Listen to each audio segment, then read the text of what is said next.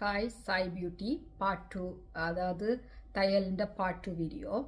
நான் பார்ட் 1 தையல் மிஷினை எப்படி யூஸ் பண்ணுறது, தையல் மிஷின் என்னென்ன செய்யணுன்றதை உங்களுக்கு சொல்லி தந்தேன் நான்.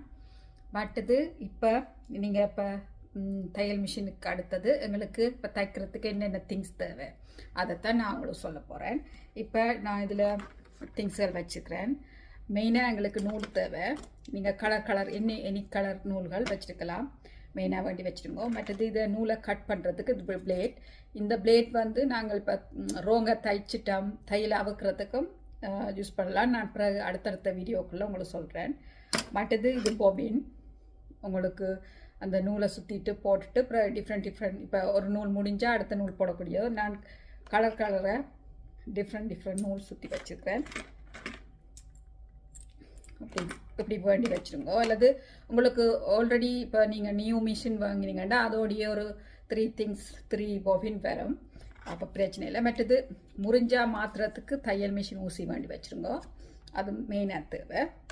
மற்றது இது வந்து இப்போ நீங்கள் இப்போ அதாவது ஆடாமல் நீங்கள் துணியை வச்சு தைக்கிறதுக்கு இந்த பின் பண்ணணும், அப்போ இந்த பின்னும் வேண்டணும் தேவை.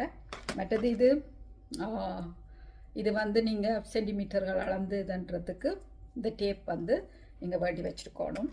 மற்றது இது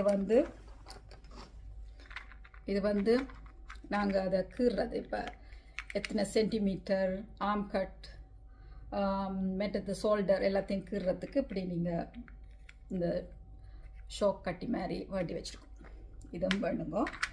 மற்றது சீசர், மற்றது இது வந்து மொத்தமானது, இதுதான் தையலுக்கு நல்லது.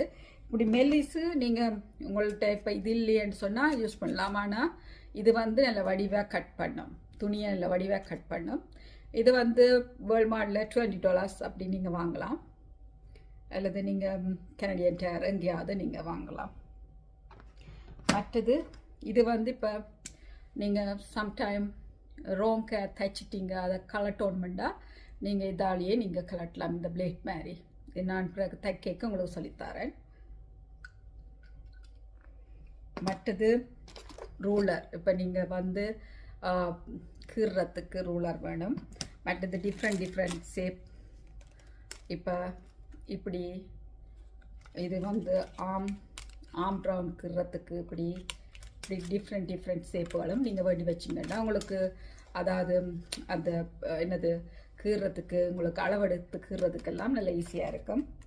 நீங்கள் வேண்டி வச்சுருங்க. இவ்வளோ தான் பேசிக்காக நாங்கள் ஒரு தையல்